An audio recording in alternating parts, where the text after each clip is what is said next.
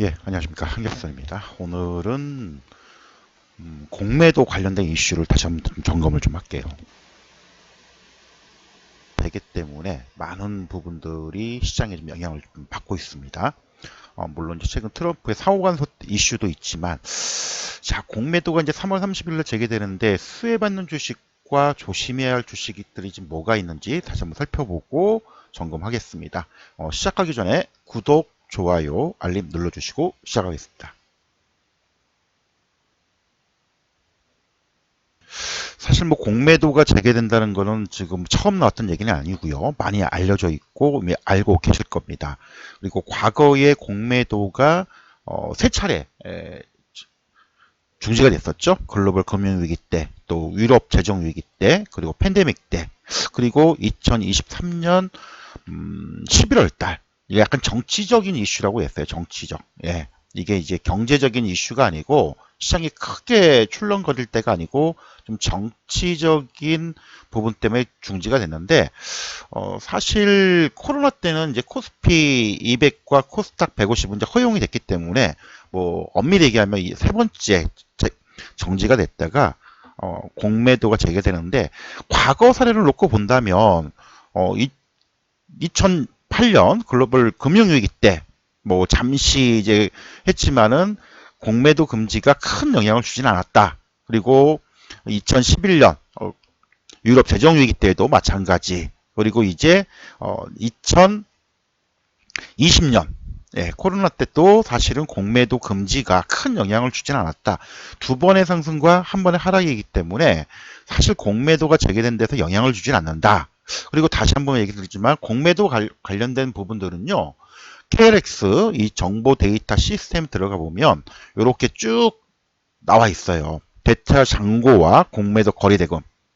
자, 대차 잔고와 공매도 개념은 지난번에 설명을 드렸는데 혹시 모르시는 분들을 위해서 다시 한번 설명을 드리면요. 우리나라는 무차입 공매도를 허용하지 않습니다. 그래서 주식을 빌려와 가지고 미리 매도를 하는 거죠. 그러면 무차입 공매도를 인정 안 하기 때문에 주식을 빌려와야 돼요. 그 빌리는 거를 대차 거래라고 합니다. 그렇죠? 이 빌려온 주식을 가지고 파는 거예요. 내가 주식을 가지고 있지 않지만 빌려와 가지고 미리 파는 거예요. 하락할 거를 예상을 해서. 그렇죠? 그러면 내가 대차 거래 주식을 빌려왔지만 당장에 공매도를 안 할 수 있어요. 요 시간 타이밍이 있습니다. 텀. 그렇죠? 그래서 대차 잔고가 증가된다고 해서 지금 당장 공매도가 나오는 건 아닙니다. 다만 대차 거래, 쉽게 말하면 주식을 빌려온다는 것은 언젠가는 내가 공매도를 하겠다라는 의도죠. 내가 오늘 계약을 해서 빌려왔지만은 이게 뭐 일주일이든 2주든 뭐 3주든 언제든지 내가 팔 수 있다는 거예요. 공매도를 할 수 있다는 얘기입니다. 따라서 대차 잔고가 증가가 된다면 향후에 공매도 나올 물량이 증가된다는 걸 의미합니다. 그래서 이 상관관계를 알고 계셔야 되고 또 대차 거래가 감소가 된다. 빌렸던 주식을 갚는 거죠. 그럼 이미 공매도 했던 물량을 쇼 커버링, 쉽게 말하면 매도했던 물량을 다시 슉 이미 샀다는 겁니다. 사서 갚는 거예요. 그렇죠? 그래서 이 시간차 텀이 있다는 걸 알고 계시고 그리고 지난번에도 이제 말씀을 드렸듯이 최근에 시장의 주도주들이 공매도 우려 때문에 많이 빠졌습니다. 그렇죠? 그래서 공매도 관련된 조심할 종목들 대표적으로 뭐라고 했어요? 제가 많이 오른 것들 조선주들 그렇죠? 조선주들 그리고 이제 로봇 많이 올랐으니까 그리고 일부 바이오 많이 올랐잖아요. 일단 많이 올랐기 때문에 공매도 타겟이 될 가능성이 높으니까 어떻게 돼요? 타겟이 될 가능성이 높다고 얘기했죠. 그래서 지난번에 많이 상승했던 종목들 중에 뭐 하나오션 또 하나 에어로스페이스 물론 유상증자도 있습니다. 뭐 이런 종목들 뭐 그 다음에 항공우주도 공매도 관련된 이슈들이 좀 나올 수가 있을 거라고 얘기를 했고요. 그리고 뭐 특히 로봇주들 뭐 레인보우 로보틱스나 클로버 이런 연초부터 많이 상승했던 종목군들의 좀 타깃이 될 가능성들이 있을 것이다 라고 얘기를 했습니다. 그럼 많이 빠지면 어떻게 돼요? 또 올라가겠죠? 자, 어쨌든 최근에 국내 증시뿐만 아니고요. 4월 2일부터는 뭡니까? 트럼프의 상호 간섭도 본격적으로 가동이 돼요. 그래서 최근에 미국 증시가 이것 때문에 경기도나 우려 이것 때문에 많이 빠졌죠. 하지만 국내 증시는 오른 것도 없는데 두들겨 맞았습니다. 공매도 이슈 때문에 사실 더 크죠. 그래서 최근에 반등을 시도하다가 다시 두들겨 맞는 빠져봤자죠. 빠져봤자 이제. 그렇죠? 코스닥은 상대적으로 로봇주들하고 바이오주들이 많이 빠지다 보니까 코스피 시장보다 하락폭이 더 크네요. 아무래도 개인들의 투자 심리를 그만큼 많이 위축을 시켰다고 봐야겠죠. 어쨌든 공매도가 재개가 된다고 해서 두려워할 필요는 없다. 아마 제가 보는 견해에서는 공매도가 재개되고 한 2, 3일이면 대충 답이 나올 거예요. 2, 3일이면. 예. 2, 3일이면 얼추 답이 나올 텐데 제가 오늘 좀 준비한 것들은 이제 공매도 재개로 관심 있게 봐야 될 주식들이 뭐냐 요거를 좀 말씀을 드리려고 해요. 뭐 이미 내용들은 다 아주 중복됐고 지난번에 설명을 드렸던 내용들이기 때문에 제가 이제 4월 달에 두 개의 파도를 넘어야 된다. 이제 공매도 재개와 정치적인 변수. 우리나라 이제 헌법재판소의 요 판결들을 봐야 된다고 말씀을 드렸었는데, 일단 최근 공매도, 우리가 이제 기술적으로만 얘기를 좀 할게요. 예, 기술적으로만 얘기할게요.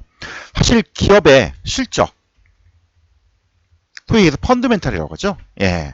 자, 여러분들, 1, 2주, 한 달 사이에 변합니까? 안 변해요. 한 달 사이에. 없습니다. 다만 뭐가 변해요?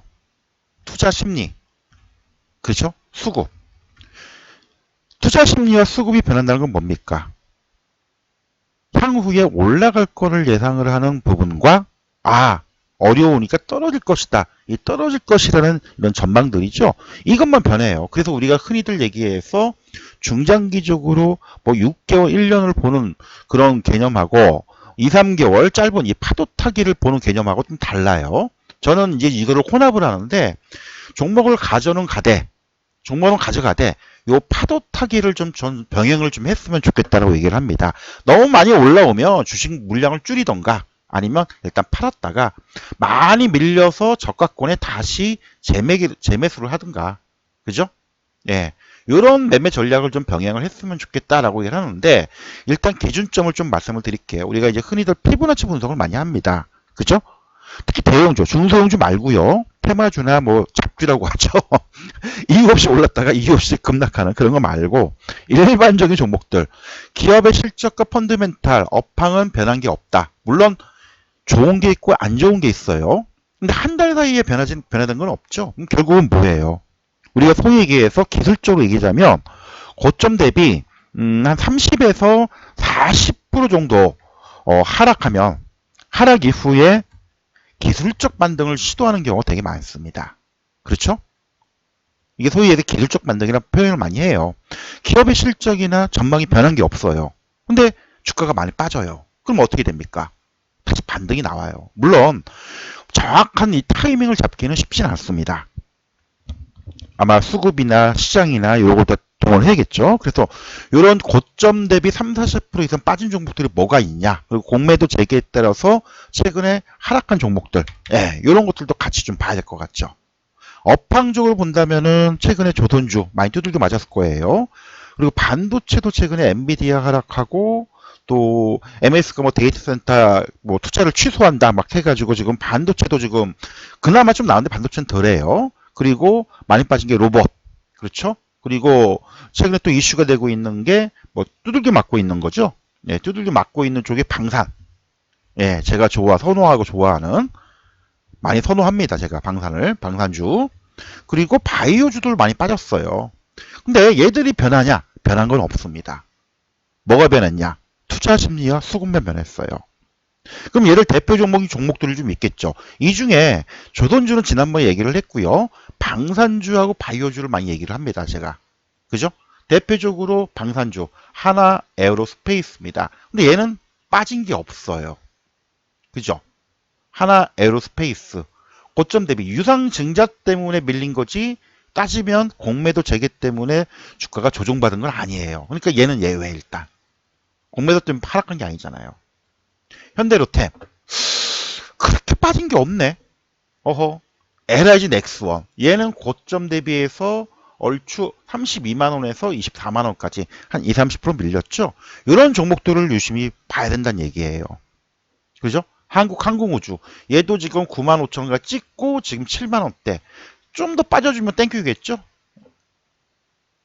방산주들은 실적이나 전망이 바뀐 게 없습니다. 수급이나 주가가 변동했을 뿐이지. 그렇죠? 풍산.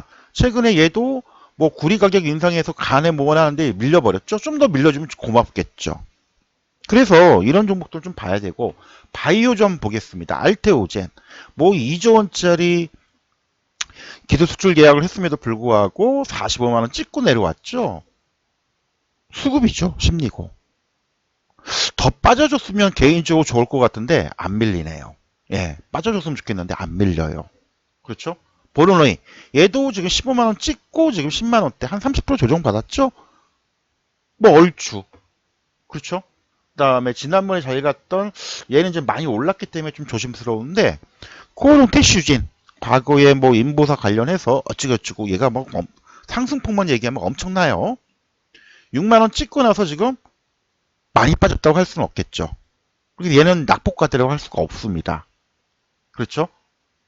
그래서 이런 것들 좀 보시고, 젠백스 얘도 2만원대에서 42,000원까지 3만원 이하로 내려왔으면 딱 좋으련만. 뭐 기존에 들고 계신 분들한테 좀 미안한 얘기지만 조금 더 빠졌으면 하는 개인적인 생각. 그렇죠? 그리고 이거 말고도 이제 신규 종목으로는 뭐 오름이나 그다음에 온코 테크닉스, 뭐 토모큐브 이런 종목들도 얼추 뭐 빠진 만큼 빠졌죠. 어쨌든 이런 흐름상을 놓고 봤을 때에 이런 종목군들은 일단 우리가 관심을 가지고 볼 필요가 있죠. 방산주들은 좀 덜 빠졌습니다. 근데 상대적으로 많이 빠진 종목들이 좀 있죠. 방산주. 바이오주도 설명을 드렸습니다. 제가 그동안에 계속적으로 설명드린 종목이 한 두세 개 있어요. 그것들은 계속적인 이슈를 봐야 되고, 조선주 말 나온 게 보겠습니다. 로봇 좀 볼게요. 연초에 시장을 달궜던 로봇 관련주들, 레인보 로보틱스 42만 5천원부터 예 지금 얼마? 27만원. 대충 30% 빠졌네요. 물론 기대감 때문에 많이 간 것도 사실이지만 얘도 그런 공매도나 차익 실현 물량 때문에 빠졌기 때문에 조금 더 기왕이면 조금 더 밀렸으면 하는 게 개인적인 바람. 그렇죠? 그 다음에 제가 이제 많이 얘기했던 거 뭡니까? 클로봇하고 시메스 많이 얘기했죠. 로보티스하고. 예, 로보티 좀 볼게요. 얘도 연초에 부각이 되면서 2만원부터 4만원까지 갔어요. 많이 올랐기 때문에 조정을 받아야 되는데 빠진 게 없네. 3만원 언더로 내려오면 참 좋으련만. 조금 덜 빠졌죠. 기왕이면 더 많이 빠졌으면 좋을 것 같은데. 그죠? 클로버 한번 보겠습니다. 어휴, 얘는 조정도, 야, 이 차트가 이쁘게 조정받네요. 그쵸? 기왕이면 얘도 만원까지, 여기까지 좀 내려왔으면 참 좋으련만.